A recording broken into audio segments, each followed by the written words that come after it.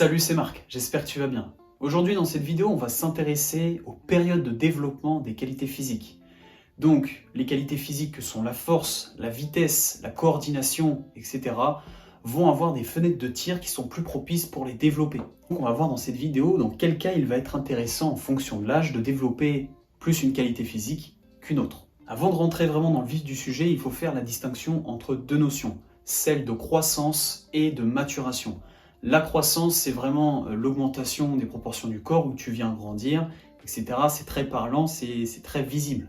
Par contre, la notion de maturation, elle est un peu plus subtile. C'est un changement un peu biologique. C'est lorsqu'un organe arrive à développer, à changer sa fonction, où on vient parler un petit peu plus qualitativement. Chez les filles, ce sera la période de règles, où l'organe génital vient à maturation. Chez les hommes, on va voir l'augmentation de la testostérone. On va faire attention à distinguer la croissance et la maturation, puisque tu viens fixer tes qualités physiques en fonction de la maturation du sportif. Bien sûr, ça n'arrive pas dans la majorité des cas.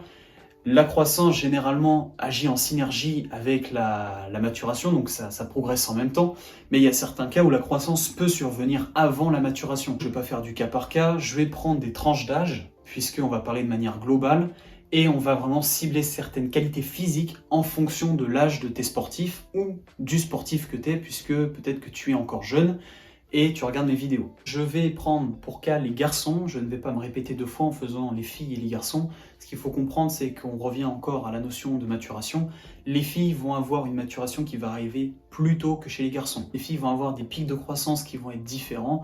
Par conséquent, il y aura juste besoin d'adapter. Alors, si on regarde un petit peu les pics de croissance chez les garçons, on va en avoir un vers l'âge de 13-14 ans et puis un autre vers l'âge de 16 ans. Donc vraiment deux gros pics de croissance qui vont avoir des perturbations au niveau des proportions morphologiques et par conséquent, la coordination va être impactée.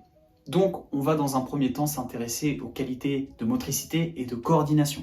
La coordination, elle arrive vraiment vers l'âge de 8 ans. À partir de 8 ans jusqu'à 12 ans, va vraiment falloir développer un maximum la coordination dans la discipline du sportif. Donc, on vient faire un rappel au niveau des pics de croissance de coordination. Un gros rappel principalement vers l'âge de 14 ans et 16 ans. La raison est très simple, il va y avoir une perturbation au niveau des proportions morphologiques. C'est-à-dire que les facultés de proprioception du corps vont changer.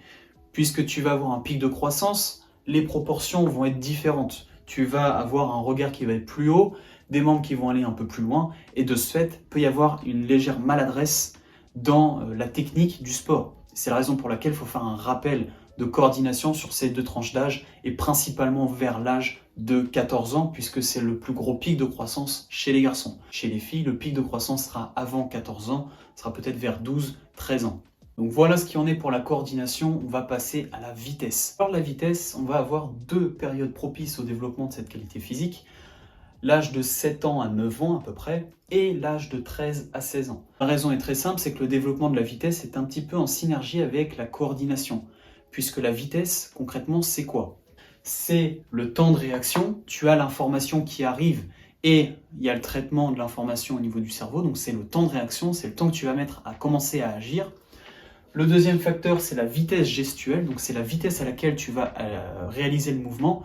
Si par exemple, je prends le cas de la course à pied, tu peux avoir juste un cycle de mouvement. C'est-à-dire que tu peux avoir juste le pied qui vient faire le talon-fesse et où il vient reposer son impact au sol. Donc ça peut être un cycle de mouvement. Donc ça, c'est la vitesse gestuelle. C'est la faculté de contraction et de relâchement du muscle, en quelque sorte. Et le troisième facteur, c'est la fréquence gestuelle. C'est donc la fréquence à laquelle tu vas répéter le cycle de mouvement. Et donc, la coordination, elle vient jouer sur ces deux principaux types de qualité, puisque le temps de réaction, à proprement parler, on ne peut pas le travailler. C'est vraiment la faculté de percevoir l'information. Grossièrement, l'information telle qu'elle est perçue avec l'œil et telle qu'elle est traitée avec le cerveau, ça on ne pourra pas l'améliorer. On peut simplement améliorer les qualités de concentration, les qualités de réaction à l'information, mais donc on n'est plus dans le traitement de l'information, on est dans la réaction gestuelle à l'information. Et donc c'est la vitesse gestuelle, c'est la vitesse à laquelle tu vas agir. Et donc voilà pourquoi il y a deux types de périodes de développement de la vitesse. Maintenant, on va s'intéresser à l'endurance. Et l'endurance, la fenêtre de tir vraiment au niveau de la capacité d'endurance, on va parler de filière énergétique aérobie. Là, on vient cibler entre 9 et 13 ans. La raison, elle est très simple, c'est qu'avant cet âge-là, eh bien, l'enfant ne produit pas d'acide lactique. La filière énergétique anaérobie lactique ne va pas nous intéresser, elle n'est pas importante dans ce cas de figure-là. On vient vraiment développer la filière aérobie, la capacité vraiment aérobie et non pas la puissance aérobie. Et après donc 13 ans, vers l'âge de 15 ans jusqu'à, bon, même plus tard, parce que c'est après, tu arrives à l'âge adulte, là tu peux vraiment développer la puissance aérobie. À l'âge de 15-16 ans, où l'enfant commence vraiment à produire de l'acide lactique, c'est-à-dire qu'il est capable d'accepter la filière énergétique anaérobie lactique. Et donc on va pouvoir mettre du travail intermittent comme le 15-15, le 30-30, bref, sur des sports collectifs, tu sais de quoi je parle. Et donc la dernière qualité physique qu'on verra, c'est la force. Après l'âge de 16 ans, le corps commence vraiment à prendre en musculature. Il y a des changements morphologiques, clairement, puisqu'il y a une augmentation de la testostérone.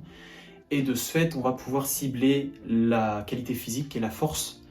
Donc je ne te dis pas d'ajouter directement des poids libres ou de faire du développé couché, mais de faire un travail qui va être orienté sur la discipline. Tu peux mettre le système de résistance avec des parachutes, avec des élastiques, travailler en force explosive avec des squat jump, des fentes.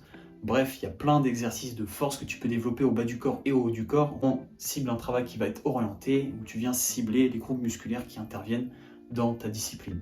J'en ai fini pour cette vidéo, j'espère qu'elle t'a plu. Si c'est le cas, n'hésite pas à me laisser un like. Si tu souhaites en savoir plus dans la préparation physique, n'hésite pas à t'abonner à ma chaîne. Si tu as des questions, peu importe, n'hésite surtout pas à me les mettre en commentaire, je me ferai un plaisir de te répondre. Quant à nous, on se dit à la prochaine, et surtout, prends soin de toi.